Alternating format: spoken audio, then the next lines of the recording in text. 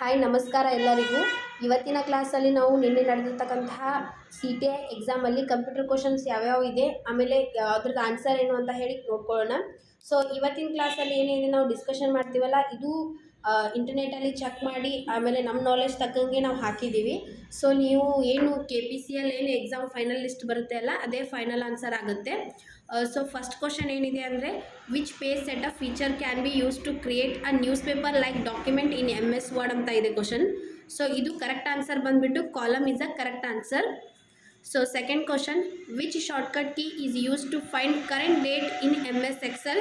So ಇದು shortcut key ಇದೆ current ಡೇಟ್ಗೆ. ಸೊ ಕರೆಕ್ಟ್ ಆನ್ಸರ್ ಬಂದು option A, Ctrl+semicolon.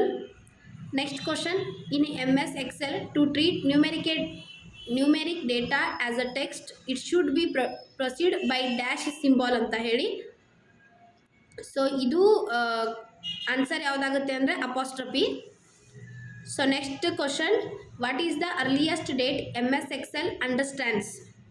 So MS Excelಲ್ಲಿ ನಾವು ಏನಾದರೂ ಫಾರ್ಮುಲಾ ಹಾಕಬೇಕಾದ್ರೆ ಯಾವುದು ಜಲ್ದಿ ಅಂದ್ರೆ ಫುಲ್ ಜಲ್ದಿ ಯಾವುದು ಅರ್ಲಿಯೆಸ್ಟ್ ಡೇಟ್ ಇದೆ ಅಂತ ಹೇಳಿ. ಸೊ ಇದರಲ್ಲಿ ಕರೆಕ್ಟ್ ಆನ್ಸರ್ ಬಂದುಬಿಟ್ಟು 1900, January 1, 1900 is a correct answer. So next question, what is the shortcut key use to enter the current time in to a MS Excel cell. So current ಡೇಟನ್ನು ಟೈಮನ್ನು display ಮಾಡಲಿಕ್ಕೆ MS Excelಲ್ಲಿ ಯಾವ shortcut ಕೀಯನ್ನು use ಮಾಡ್ತೀವಿ ಅಂತ ಹೇಳಿ question ಇದೆ. So Ctrl+Shift+semicolon.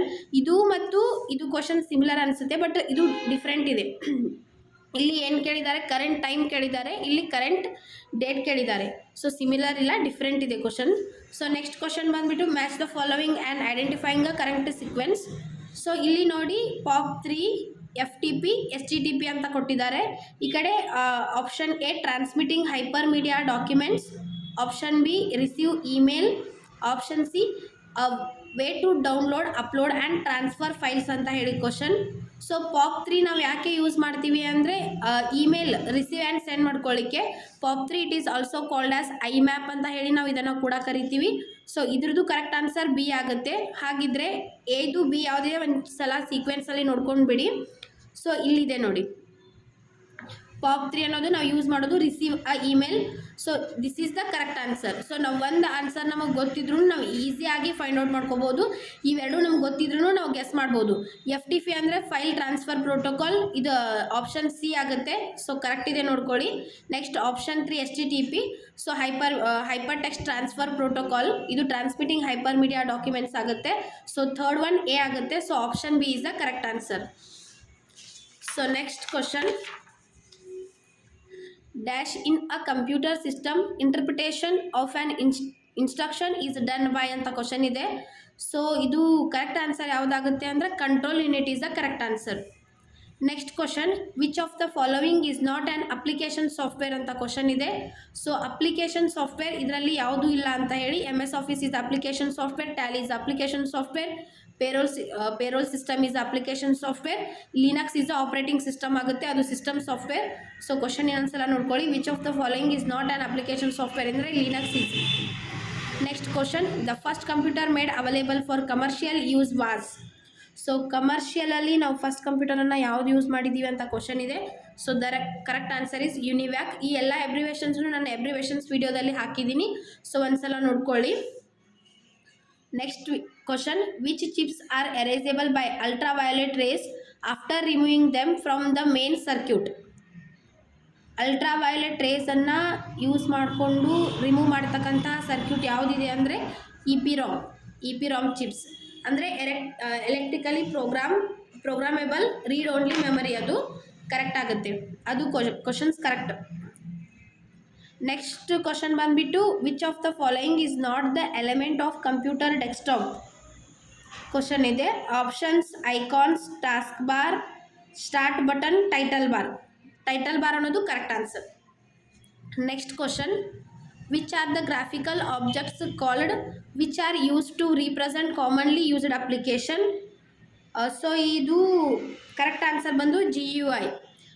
Option ನೋಡಿ, Windows, OS, drivers, GUI. So ಇದು ಒಂದ್ಸಲ ಕರೆಕ್ಟಾಗಿ ನೋಡ್ಕೊಳ್ಳಿ. What are the graphical objects called which are used to present commonly used applications ಅಂತ ಇದೆ. ಸೊ ಇನ್ ಕೇಸ್ ಇಲ್ಲಿ ಎಲ್ಲಾದರೂ ಐಕಾನ್ಸ್ ಅಂತ ಇತ್ತಂದರೆ ಇದೇ ಕರೆಕ್ಟ್ ಆನ್ಸರ್ ಆಗ್ತಾ ಇತ್ತು. So GUI is the correct answer ಇಲ್ಲಿ. ಯಾಕೆಂದರೆ ಐಕಾನ್ಸ್ ಕರೆಕ್ಟ್ ಇಲ್ಲ ಆಪ್ಷನ್ಸ್, ಸೊ ಅದ್ರ ಸಲುವಾಗಿ ನಾವು GUI ಅಂತ ಕರೆಕ್ಟ್ ಆನ್ಸರ್ ಅಂತ ಹೇಳ್ಬೋದು. So the next question, a keylogger antivirus is a typical example for. So ಇದನ್ನು ಸ್ವಲ್ಪ ಆ್ಯಂಟಿವೈರಸ್ ನೀವು ಸ್ಟಡಿ ಮಾಡಿದರೆ ಗೊತ್ತಾಗುತ್ತೆ. Spyware is the correct answer. Next question power point ಮೇಲೆ ಇದೆ. Power point the shortcut key to justify the selected text ಅಂತ question ಇದೆ. Ctrl+J is the justify key, shortcut key. Next ಬಂದ್ಬಿಟ್ಟು which view displays the slides of presentation as a miniature representation. So the correct answer is slide sorter is the correct answer. Next question, in a PowerPoint presentation, Dash provides set of predefined colors, fonts and visual effects for slide. So ಇದು direct question ಇದೆ ನೋಡಿ, ನಾವು ಈಸಿಯಾಗಿ guess ಮಾಡ್ಬೋದು. Theme is the correct answer. Next abbreviation of KSCLP is. So ಇದನ್ನು ಕರೆಕ್ಟಾಗಿ ಹೇಳಬೇಕು ಅಂದರೆ Kannada script code for language processing. So ಇದು ಕರೆಕ್ಟ್ ಆನ್ಸರ್ ಯಾವುದಾಗುತ್ತೆ ಅಂದರೆ